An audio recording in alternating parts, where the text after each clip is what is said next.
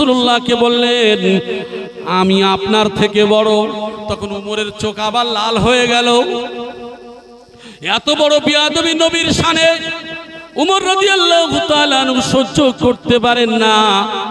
যদিও তার কথাটাই ছিল, তার রাগটাও যুক্তিযুক্ত, কিন্তু ইমাম হুসাইন রাদিয়াল্লাহু তাআলা আনহু আল্লাহর নবীকে জড়িয়ে ধরেছেন।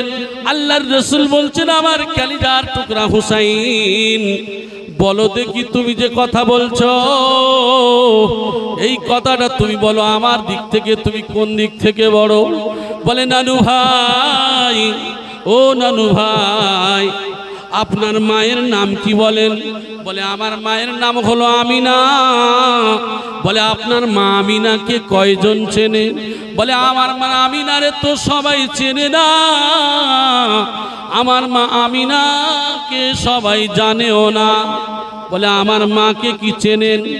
আমার মাকে জানেন? আমার মা হলো সাইয়্যিদাতুন নিসা, আমার মা হলো জান্নাতের সরদারিনী। আমার মাকে কি কয়জন চেনে বলেন?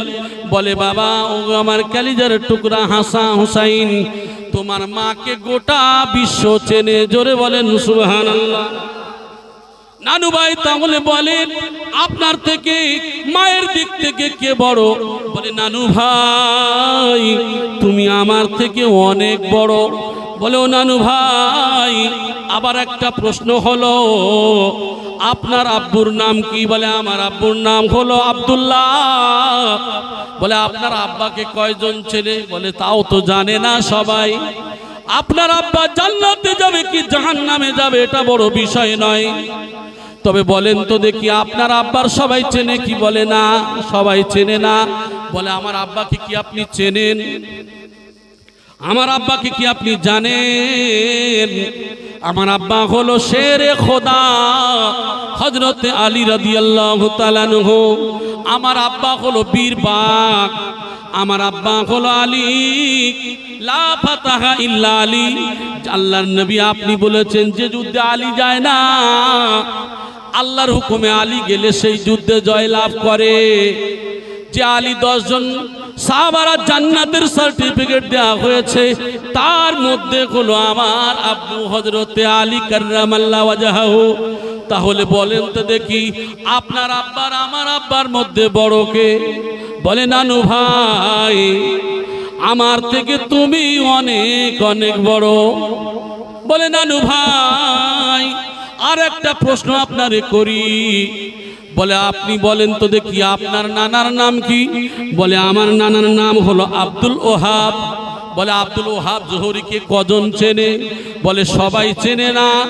আব্দুল ওহাব জোহরির নাম সবাই বোঝে না, কিন্তু আপনি কি জানেন আমার নানাকে কি আপনি চেনেন? আমার নানাকে কি আপনি জানেন? আমার নানা হলো সাইয়্যিদুল মুরসালিন রাহমাতাল লিল আলামিন শাফিউল মুজনাবিন জনাবি মুহাম্মদুর রাসূলুল্লাহ সাল্লাল্লাহু আলাইহি ওয়াসাল্লাম। ইনি হলেন আমার নানা। আল্লাহর নবী বুকে জড়িয়ে ধরে দুইটা চোখ থেকে পানি ফেলছেন আর বলছেন নানু ভাই সত্যিকারের তুমি আমার থেকে অনেক বড়। হযরতে উমর যে তোর গম্ভীর ছিল, চোখ লাল হয়ে গিয়েছিল। উমর তাকিয়ে তাকিয়ে দেখছেন হায় রে আমি কার সঙ্গে বেয়াদবি করলাম। আমি বুঝতে পারি নাই যে একটা বাচ্চার মুখ থেকে এত দামি কথা বার হতে পারে, আমি বুঝতে পারি নাই। ইমাম হুসাইন রাদিয়াল্লাহু তাআলা আনহু ওই সময় বলছে নানু ভাই আমি এই 3 দিক থেকে আপনার থেকে বড়, কিন্তু মর্যাদার চতুর্দিক থেকে আপনি আমার থেকে অনেক অনেক গুণ বড়। আল্লাহর নবী সিজদায় পড়ে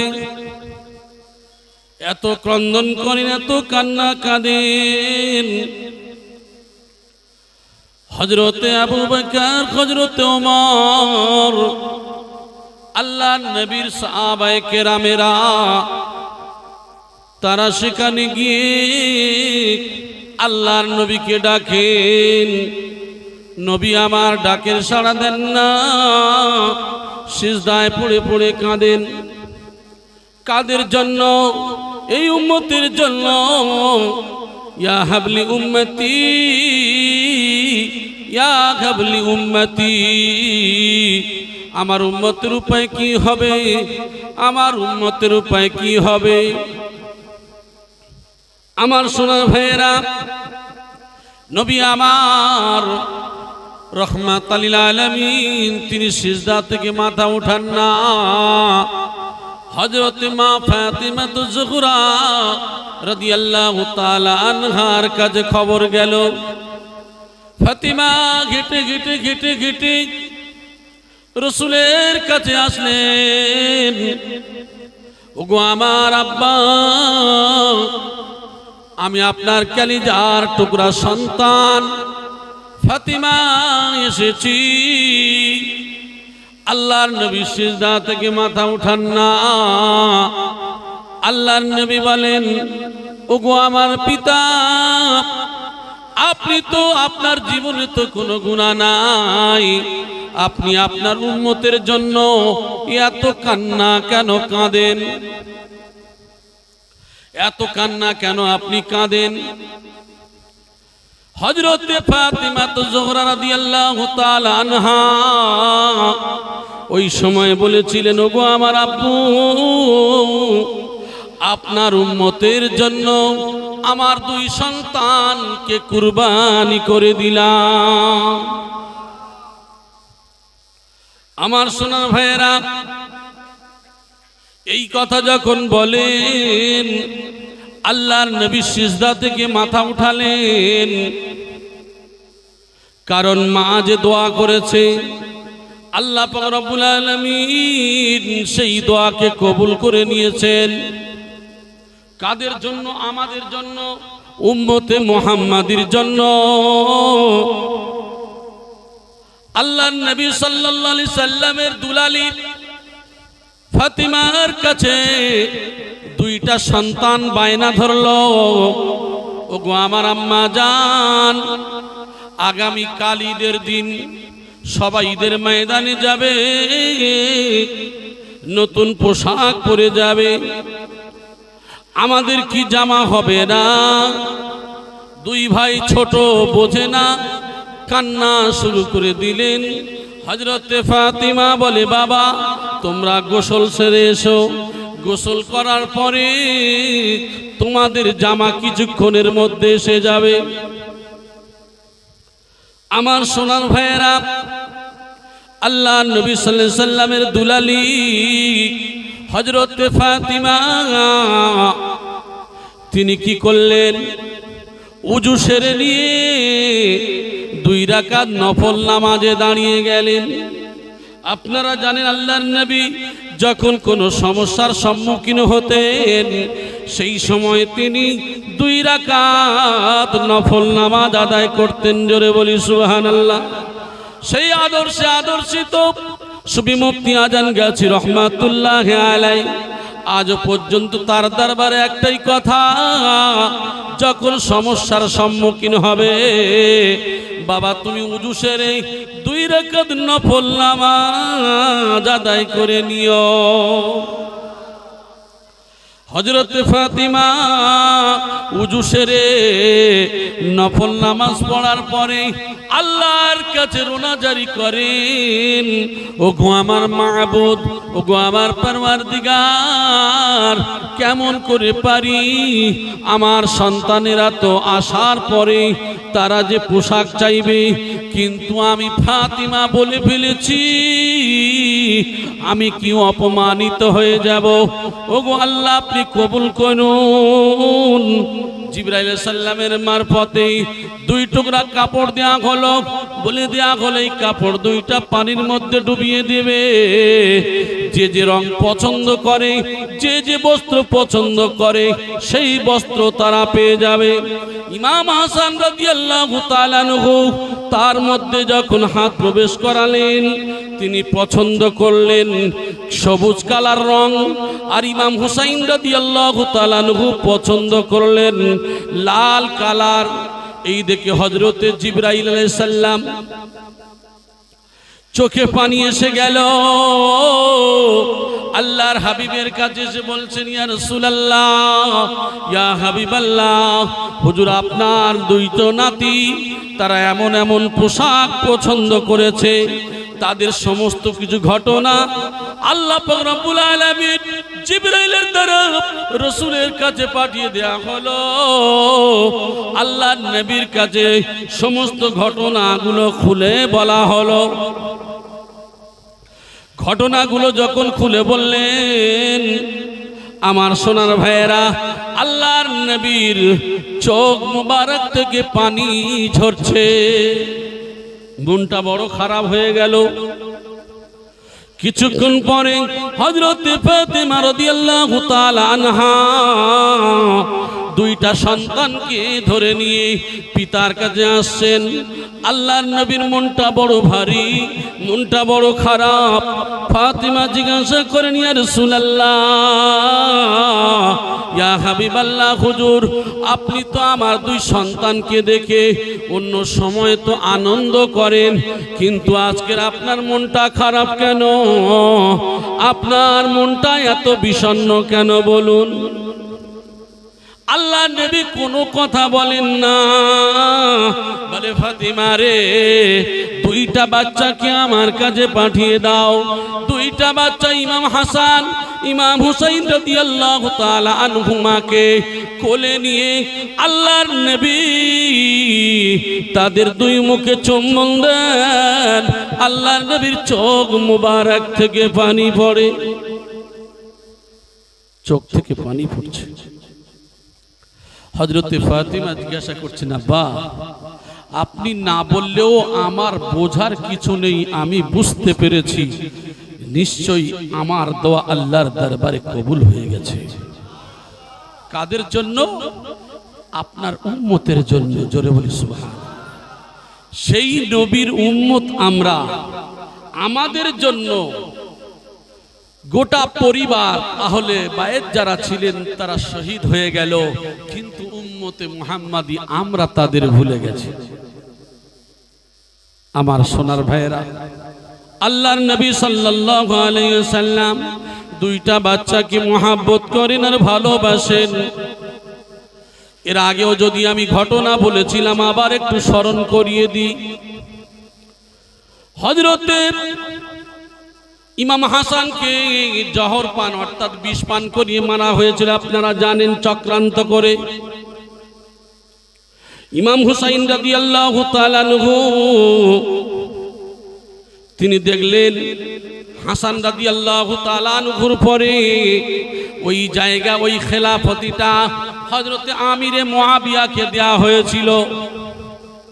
আমিরে মুআবিয়া 60 হিজরি 4ই রজবে তিনি কি করলেন? তিনিও চিন্তা করলেন, আমার পরে খেলাফত যদি দিতে হয়, আমার সন্তান ইয়াজিদকে আমি দিতে চাই। এবং তাই করলেন। মরণের পূর্বে তিনি বলে গেলেন যে আমার সন্তান ইয়াজিদ তিনি খেলাফতের জায়গায় বসবেন। এই বলে তিনি দুনিয়া থেকে বিদায় নিয়ে চলে গেলেন। ইমাম হুসাইন রাদিয়াল্লাহু তাআলা আনহু বলেন, এটা মানা যেতে পারে না। বাপ খেলাফতি করে গেছে, তার সন্তানের ওসিয়াত করে গেছে, সন্তান আবার তিনি ওই দায়িত্ব পালন করবে, এটা সম্ভব নয়। পারিবারিক তন্ত্র চলতে পারে না।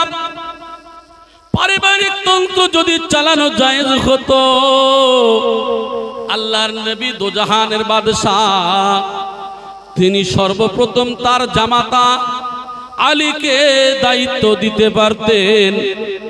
তিনি দুনিয়া থেকে বিদায় নেওয়ার পূর্বে সর্বপ্রথম তিনি জানালেন, তিনি বললেন, ও আয়েশা, তোমার পিতা আবু বকরকে একটু ডাকো। আবু বকর রাদিয়াল্লাহু তাআলা আনহুকে বলা হলো, ও আমার খলিফা আবু বকর, আজকের সবার দরজা বন্ধ হয়ে যাবে, একমাত্র তোমার দরজা খোলা থাকবে। আবু বকর, আজকের তোমার ইমামতিতে মসজিদে নববীতে নামাজ আদায় করবে। এই কথা যখন বলেন অর্থাৎ হিন্টস দিয়ে দিলেন, আল্লাহর নবী তিনি দেখিয়ে দিলেন যে আমার পরে যিনি খলিফা নির্বাচিত হবেন তিনি হযরতে আবু বকর রাদিয়াল্লাহু তাআলা আনহু। জোরে বলি সুবহানাল্লাহ।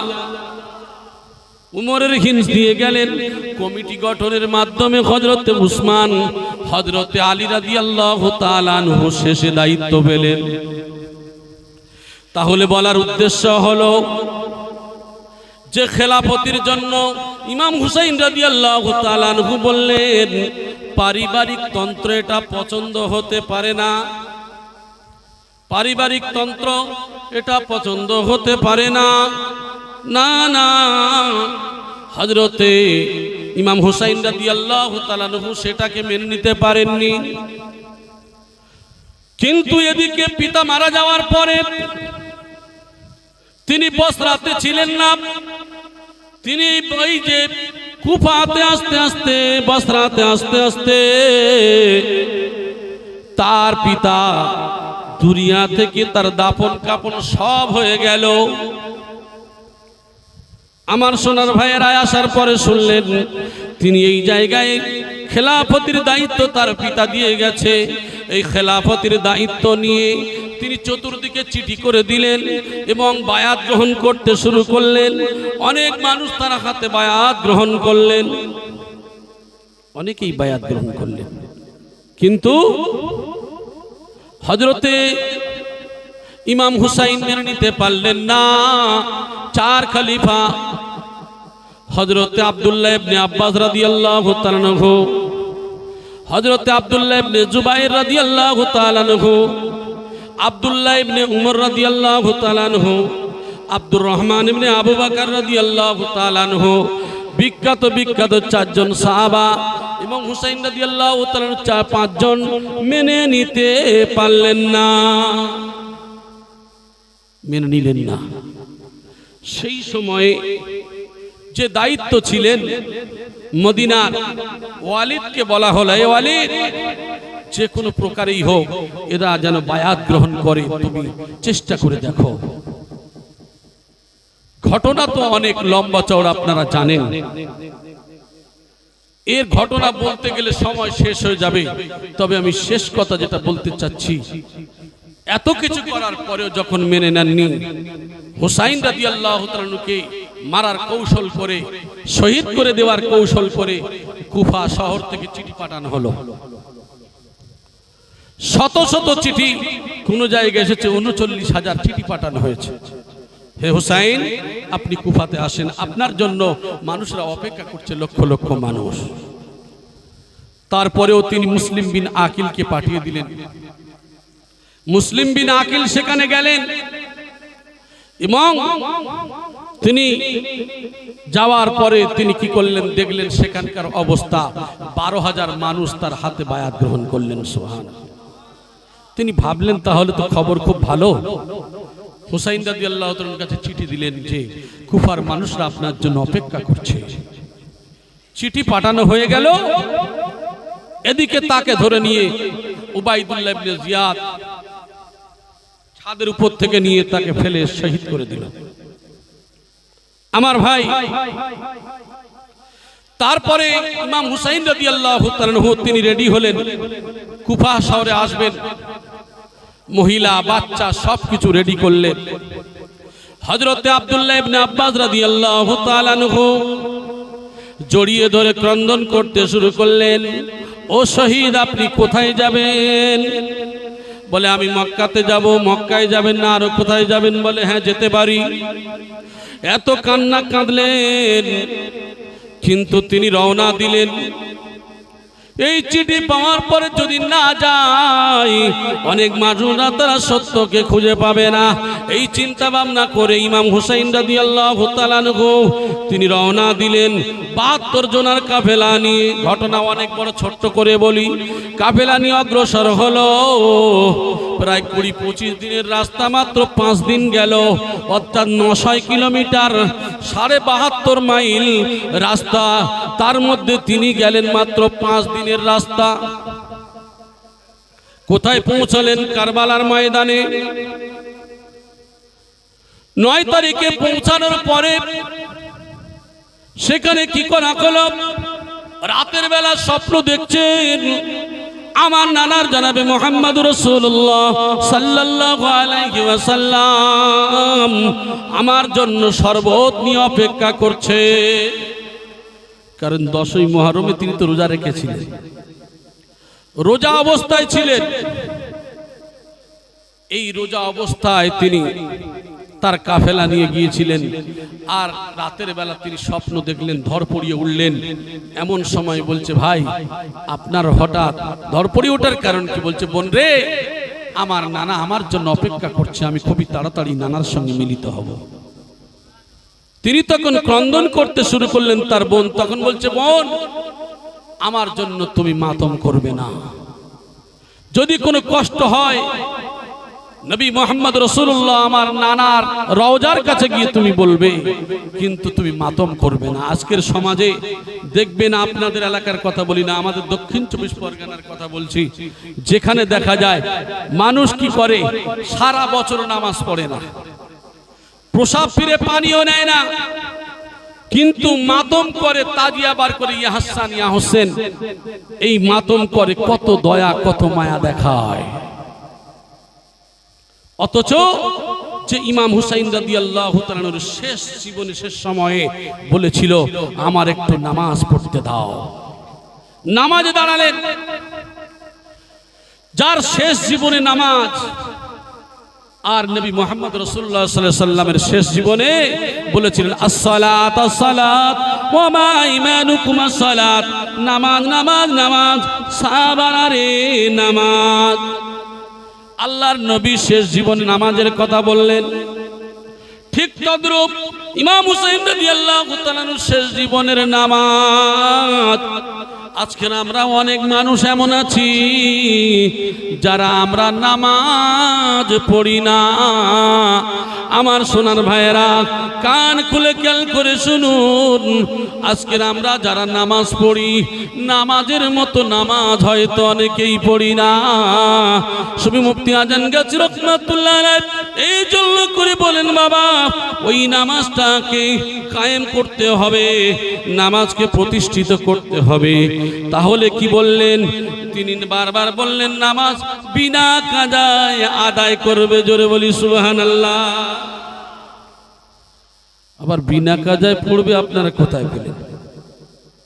আপনি যেখানেই পেয়েছেন কাজা, সেখানে তো কারণ দেওয়া আছে। যদি বেহুশি হয়ে যান, পাগল হয়ে যান, এই কারণে কাজার কথা। ইচ্ছাকৃত কাজা তো কোনো জায়গায় নাই। যদি কাজা করা জায়েজ হতো, তাহলে আল্লাহর নবী বললেন, মান তারাকাস সালাত মুতাআম্মিদান ফাকাদ কাফার, যে ইচ্ছাকৃত নামাজ তরক করলো সে অবিশ্বাসীর সমপর্যায়। অন্য জায়গায় বলা হলো, ফাইন খিফতুম ফারিজালান আও রুকবানান ফাইদা আমিনতুম ফাযকুরুল্লাহা কামা আল্লামাকুম মা লাম তাকুনু তা'লামুন। আমি আল্লাহ যদি আমার ভয় করো, ফারিজালান হাঁটা অবস্থায়, আও রুকবানান অথবা আরোহী অবস্থায়, ট্রেনে আছো, গাড়িতে আছো, বাসে আছো, প্লেনে আছো, যেখানে থাকো না কেন নামাজ কায়েম করো। ফাইদা আমিনতুম, যখন তুমি ইস্তিগফার হবে, আরামদায়ক জায়গায় চলে আসবে, ফাযকুরুল্লাহ, আমি আল্লাহ আমাকে স্মরণ করো, কামা আল্লামাকুম মা লাম তাকুনু তা'লামুন, যেটা তুমি জানতে না আমি আল্লাহ তোমারে শিক্ষা দিয়েছি।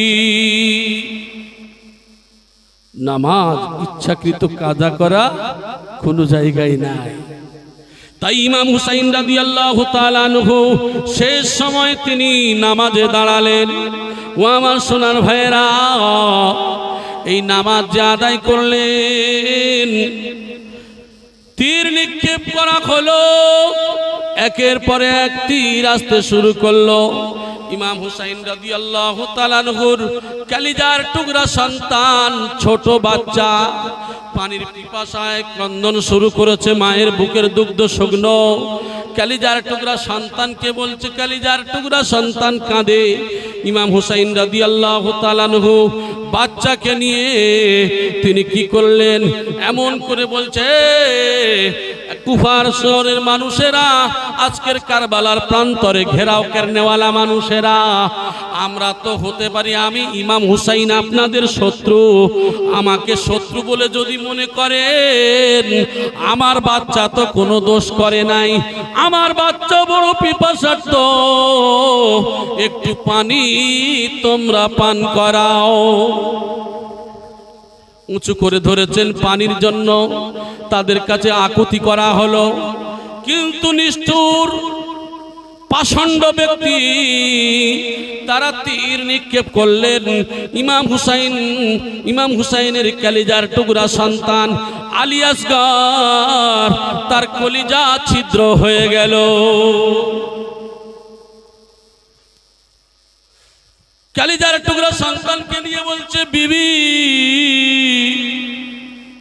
তোমার বাচ্চা জীবনের মতো পানি পান করে নিয়েছে, আর কোনোদিন পানি চাইবে না, জীবনের মতো পানি পান করেছে।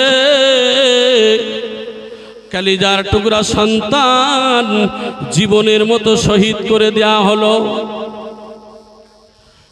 ইমাম হুসাইন রাদিয়াল্লাহু তাআলা আনহু বলেছিলেন, ওরে আমার সঙ্গী সাথীরা, অবস্থা তো ভালো নয়, আমি ইমাম হুসাইন, আমাকে ছেড়ে দিয়ে তোমরা রাতের অন্ধকারে পালিয়ে যাও। বলে, ইমাম হুসাইন গো, আপনাকে রেখে পালিয়ে যাব, এটা কোনোদিন হতে পারে না। আমরা আপনার নানা আল্লাহর নবীর কাছে আমরা কিভাবে জবাবদিহি করব?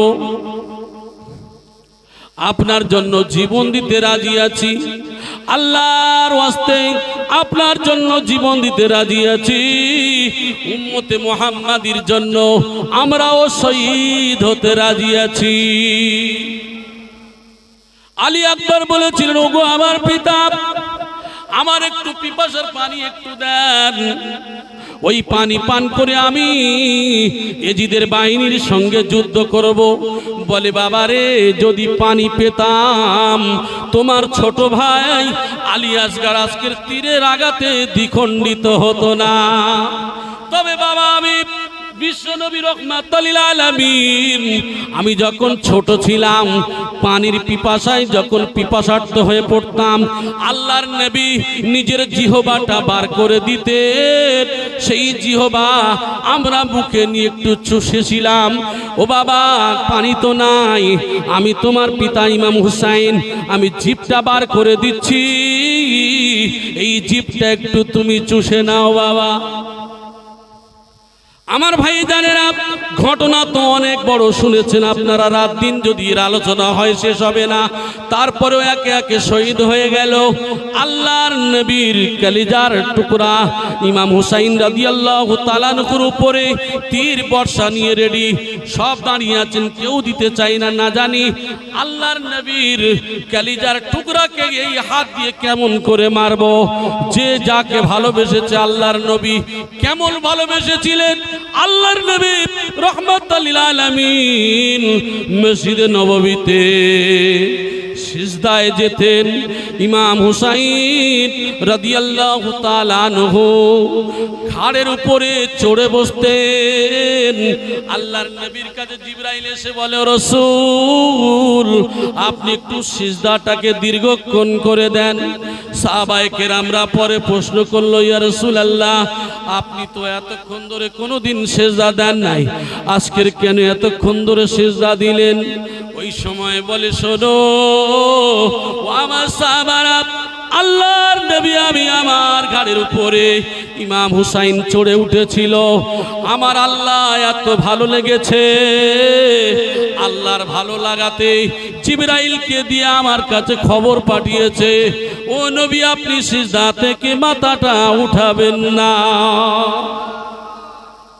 কেমন ভালোবাসতেন যে হুসাইন রাদিয়াল্লাহু তাআলা আনহুকে স্বয়ং আমার আল্লাহ ভালোবেসেছেন। জোরে বলেন সুবহান। ঘটনা তো অনেক আছে, আর একটা ছোট্ট ঘটনা শোনাই।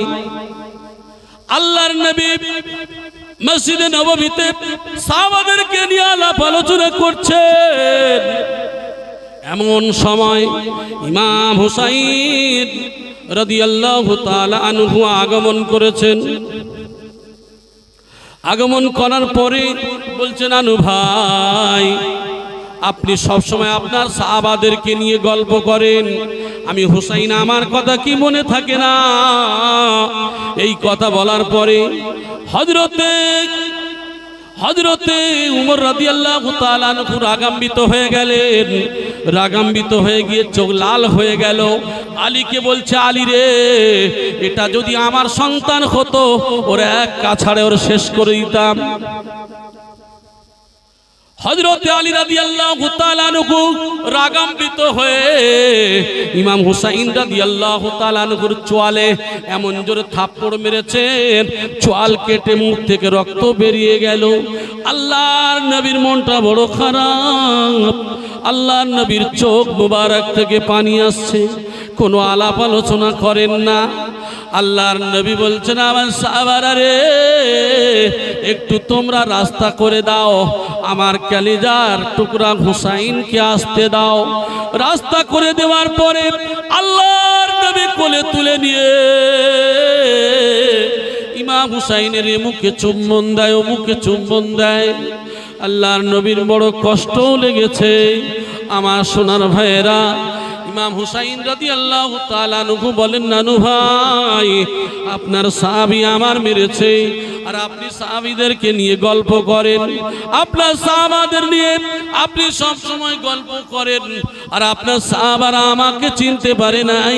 ওগো আমার নানু ভাই, আচ্ছা বলেন তো দেখি, আমি আপনার থেকে কোন অংশে কম আছি? আপনার থেকে তো আমি একেবারে কম নই, আমি আপনার থেকে বড়। যখন ইমাম হুসাইন রাদিয়াল্লাহু তাআলা আনহু রাসূলুল্লাহকে বললেন, আমি আপনার থেকে বড়, তখন উমরের চোখ আবার লাল হয়ে গেল। এত বড় বিয়াদবি নবীর শানে উমর রাদিয়াল্লাহু তাআলা আনহু সহ্য করতে পারেন না। যদিও তার কথাটাই ছিল, তার রাগটাও যুক্তিযুক্ত, কিন্তু ইমাম হুসাইন রাদিয়াল্লাহু তাআলা আনহু আল্লাহর নবীকে জড়িয়ে ধরেছেন। আল্লাহর রাসূল বলছেন, আমার কলিজার টুকরা হুসাইন, বলো দেখি তুমি যে কথা বলছো, এই কথাটা তুমি বলো, আমার দিক থেকে তুমি কোন দিক থেকে বড়? বলে, নানু ভাই, ও নানু ভাই, আপনার মায়ের নাম কি বলেন? বলে, আমার মায়ের নাম হলো আমিনা। বলে, আপনার মা আমিনাকে কয়জন চেনে? বলে, আমার মা আমিনারে তো সবাই চেনে না, আমার মা আমিনাকে সবাই জানেও না। বলে, আমার মাকে কি চেনেন? আমার মাকে জানেন, আমার মা হলো সাইয়্যিদাতুন নিসা, আমার মা হলো জান্নাতের সরদারিনী। আমার মাকে কি কয়জন চেনে বলেন? বলে, বাবা, ও আমার কলিজার টুকরা হাসান হুসাইন, তোমার মাকে গোটা বিশ্ব চেনে। জোরে বলেন সুবহানাল্লাহ। নানু ভাই, তাহলে বলেন আপনার থেকে মায়ের দিক থেকে কে বড়? বলে, নানু ভাই, তুমি আমার থেকে অনেক বড়। বলে, ও নানু ভাই, আবার একটা প্রশ্ন হলো, আপনার আব্বুর নাম কি? বলে, আমার আব্বুর নাম হলো আব্দুল্লাহ। বলে, আপনার আব্বাকে কয়জন ছেলে? বলে, তাও তো জানে না সবাই। আপনার আব্বা জান্নাতে যাবে কি জাহান্নামে যাবে এটা বড় বিষয় নয়, তবে বলেন তো দেখি, আপনার আব্বার সবাই চেনে কি? বলে, না, সবাই চেনে না। বলে, আমার আব্বাকে কি আপনি চেনেন? আমার আব্বাকে কি আপনি জানেন? আমার আব্বা হলো শেরে খোদা হযরতে আলী রাদিয়াল্লাহু তাআলা আনহু। আমার আব্বা হলো বীর বাঘ, আমার আব্বা হলো আলী, লা ফাতাহা ইল্লা আলী।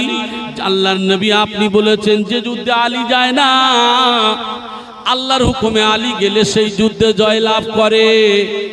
যে আলী 10 জন সাহাবারা জান্নাতের সার্টিফিকেট দেওয়া হয়েছে, তার মধ্যে হলো আমার আব্বু হযরতে আলী কাররামাল্লাহু ওয়াজহাহু। তাহলে বলেন তো দেখি, আপনার আব্বার আমার আব্বার মধ্যে বড় কে? বলে, নানু ভাই, আমার থেকে তুমি অনেক অনেক বড়। বলে, নানু ভাই, আর একটা প্রশ্ন আপনারে করি। বলে, আপনি বলেন তো দেখি, আপনার নানার নাম কি? বলে, আমার নানার নাম হলো আব্দুল ওহাব। বলে আব্দুল ওয়াহাব জোহরীকে কজন চেনে? বলে সবাই চেনে না। আব্দুল ওয়াহাব জোহরীর নাম সবাই বোঝে না, কিন্তু আপনি কি জানেন আমার নানাকে কি আপনি চেনেন? আমার নানাকে কি আপনি জানেন? আমার নানা হলো সাইয়্যিদুল মুরসালিন রাহমাতাল লিল আলামিন শাফিউল মুজনাবিন জনাবি মুহাম্মদুর রাসূলুল্লাহ সাল্লাল্লাহু আলাইহি ওয়াসাল্লাম। ইনি হলেন আমার নানা। আল্লাহর নবী বুকে জড়িয়ে ধরে দুইটা চোখ থেকে পানি ফেলছেন আর বলছেন, নানু ভাই সত্যিকারের তুমি আমার থেকে অনেক বড়। হযরতে উমর চেতরাগম্বিত ছিল, চোখ লাল হয়ে গিয়েছিল। উমর তাকিয়ে তাকিয়ে দেখছেন, হায় রে আমি কার সঙ্গে বেয়াদবি করলাম। আমি বুঝতে পারি নাই যে একটা বাচ্চার মুখ থেকে এত দামি কথা বার হতে পারে, আমি বুঝতে পারি নাই।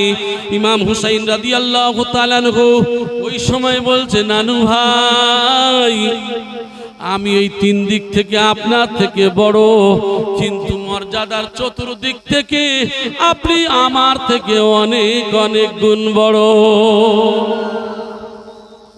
আমার ভাই জানেরা, তাহলে ভালোবাসা কেমন ছিল? হুসাইন রাদিয়াল্লাহু তাআলা আনহুর ভালোবাসা কেমন ছিল আমার সোনার ভাইয়েরা? তাই আমি আপনাদেরকে বলতে চাই যে হুসাইন রাদিয়াল্লাহু তাআলা আনহুর উপরে তরবারি তীর বর্ষা নিয়ে রেডি হয়ে আছে, মারার জন্য তারা তৈরি হয়ে আছে। চিন্তা করলে আহারে আমরা কেমন করে নবীর নাতির উপরে আমরা তীর বর্ষা চালাবো? কারণ যে শরীরে বিশ্ব নবী রাহমাতাল লিল আলামিন চুম্বন করেছেন, আমাদের দ্বারা তা সম্ভব নয়। অপেক্ষা করছেন আমার তরবারির আঘাত যেন না হয়।